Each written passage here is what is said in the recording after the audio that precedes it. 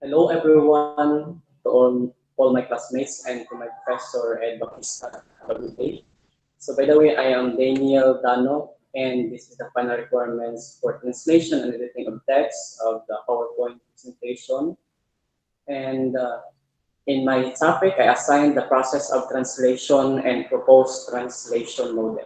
So in this report, I'm going to divide the two major topics. The first one is the process of translation, and the next is the proposed translation model. So as a future educator, we should know this topic because it is essential for us as a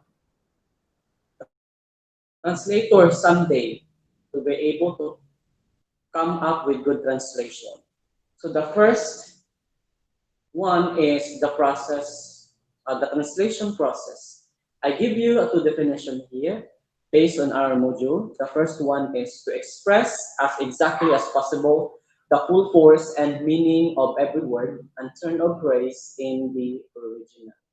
As a translator, we should always know the meaning of the source of language because if we know this, or those specific certain sentence or topic we're going to translate, then we should have come up a good translation in the target language. Number two is to produce a result that does not read like a translation at all, but rather moves in its user's with the same ease as in its native rendering. So it means here that not just we are going to write our translating text into the soft copies or in the papers, but it means that we should always uh, have an art to our translation. And and next one is we have the three important things to remember. You should familiar this one, and this is the process. Okay, the first process is the source language. What is the source language? The translator discovers the meaning behind the forms in the source language. So it means that as a translator, we should always look behind the meaning of the source of language. Say, for example, here, this is Filipino and English. There are two sentences here. So the first one is the Filipino is our source of language and our target language or the TL is the English. So here it goes. Ako ang simula ng pagbabago. This is our source language. And we should always discover what is the meaning of this. Because if you're going to translate it to the target language, which is in English, so it didn't deviate the meaning of the source of language. Kaya kung mag-deviate siya, excuse me, kaya kung mag-deviate man sa class, malahi ang meaning. So, dili siya maayo. That is not a good translation. Okay, that is the source language. Number two, the target language. The translator produces the same meaning in the target language using the forms and structures. As a translators, we should always stick to the target language, the meaning of the target language, same to the source language, using the forms and structures. What is the forms and structures? So, katong mga process, unsaon pag-translate, aning specific nga text mo ng forms and structures. And, say for example again, ako ang simula ng pagbabago. And in English, I am the beginning of change. Where is our source language here? Okay, Filipino is our source language and target language is the English. So it means that wala na usab ang meaning diri sa text sa source sa Filipino. Ang atong target is English, di ba? Wala na usab niya ang iyang meaning mo lang gihapon sa English word the same as the meaning of the source language which is the Filipino. So that is the target language. Number three, the subject matter. What is supposed to change is the form and the code. And what should remain unchanged is the meaning and the message. So it means that in example here, the Filipino to English, so we shouldn't deviate or di ta mohawa or dili ta mo kambyo sa unsa ang meaning sa ato ang source language, and we should always translate it to the target language na pareha lang sila og meaning, like should remain unchanged the meaning of the message. So what are the changes here in the in the subject matter sa target language? Kay naay mausab lang diri sa English, pero ang meaning dili nato siya mausab. Okay, that is the three process important things to remember as a translator: the source language, the target language, and the subject matter. Okay, the next process, I take it from another source in my research thesis from Ordodari 2008, and he suggests and states here that the style and way of the exposition should be the same as in the original. So we should always remember that uh, the style and way should be the same as the original in the source of language. Number two, word for word translation does not seem to be considered as a good one. So in his study, he states that word for word translation is not good. Another thing is literal translation is the first step in translation, and a good translator abandons a literal version only when it is plainly inexact or badly written. So, for my understanding about this is that literal translation is the first step in translation. So, we're going to translate a text from the source language to the target language, then iliteral na to siya, ato siyang iliteral. And that's it. So those are the things that we should remember the process of translating a text. So here now in the second topic, which is the proposed translation model. So for my understanding about this topic is that those people who support uh, how translation will work in the addressing for the translators.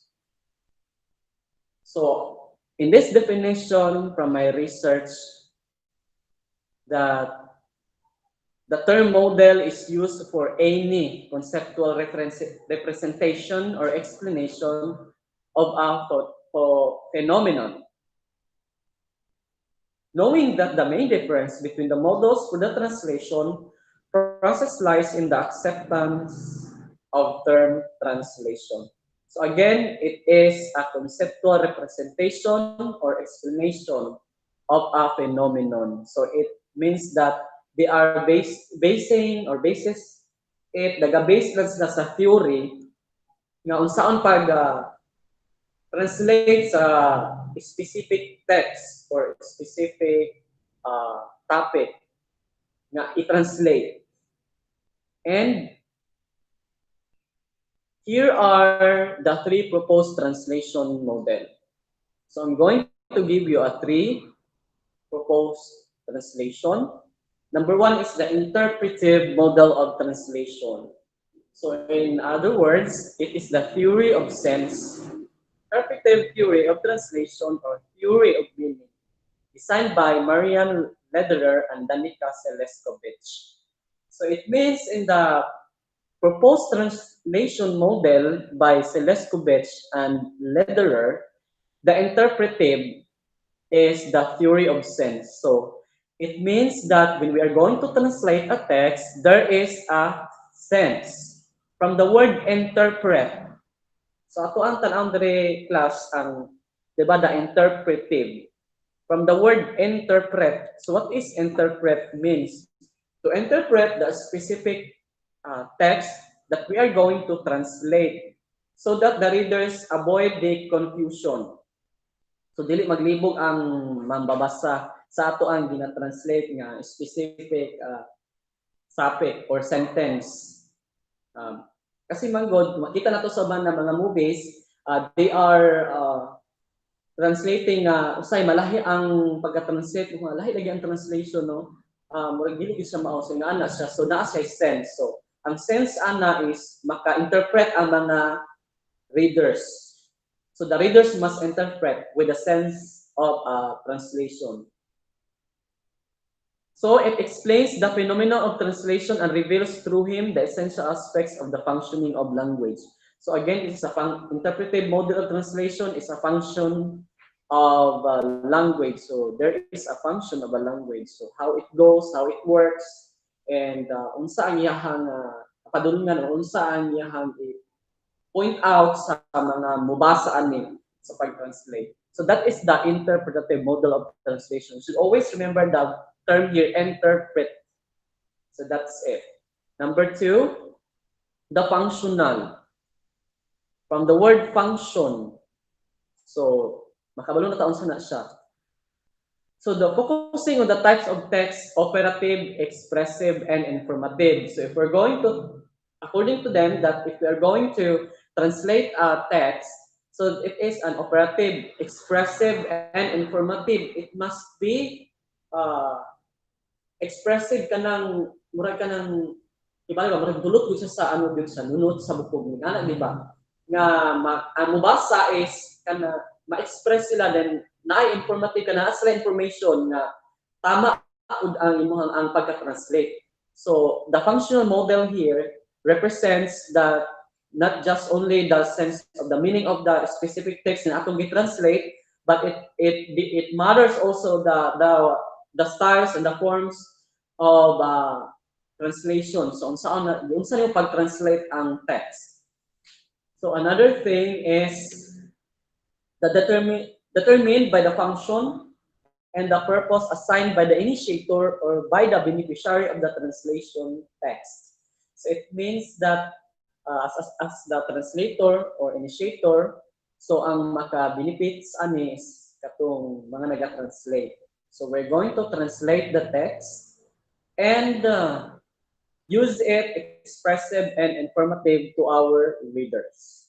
So that's the second model, the functional model. And the third one is the experimental model. From the word experiment. So kabalo na taon sa na experiment. So kana kung mag-ato ta sa kalugar wala ta kabalo niya maghita tag ka ng mga nagakuan ka, nagapaniid ka, nagamasid-masid ka, so nag-experiment ka. Likewise, sa to ang translation, translation subject or text, so mag-experiment ta, unsaon din ang process, unsa ang way, unsa ang method, unsa ang to come up with a good translation. So that's it. We use the phonemics, the semantics, di ba? Phoneme, the sound, the semantic, the meaning, and the structure. May nga to siyang example class. So in the definition here, it was recognized as the privileged field of exploration for psychologists and cognitive scientists. So he defined it by the psychologists and cognitive scientists. So it belongs to the field of psychology, but we are going to relate it in our subject in translation and editing of text. It means that the experimental model, we should, each and everyone as a translator have a privilege. So, this is not alright. When we say privilege, so, ang tanan may katungod na we're going to experiment. So, whether you're a professional or unprofessional translator, so, pwede ka mag-experiment, pwede ka mag-translate sa specific topics because the word privilege is open for all. Kung yung tadrag a right field of exploration, subot pasabot, ang may katungod lang na mag-translate is the psychologist and the cognitive scientists.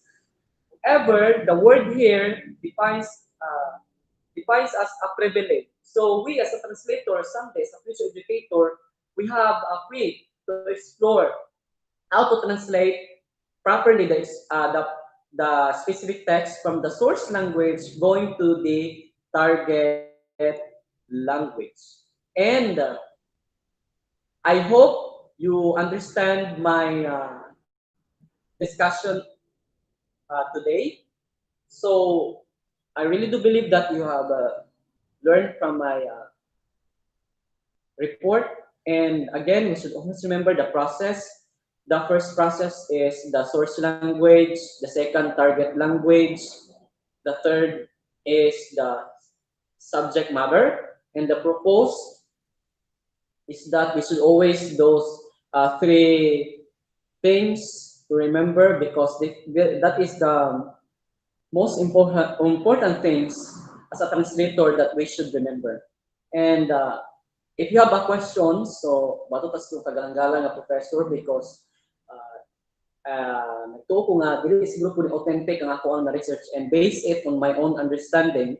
If you have some queries or murag nalibo mo aron murag naay murag lahi sa ko ang explanation, then natay freedom nga mo ask kay sir because he is the one who is our professor and the one who is knowledgeable about this. So those supporting details, information that I have given unto you class is that my own understanding. So I hope you're doing great with today and that is my report. So my references here from the thesis is still Gilbauer and Ordojari 2008 and still Gerbauer by 2016 and another other sources from the module. Thank you so much for listening and God bless you. Once again, this is Daniel Ardan.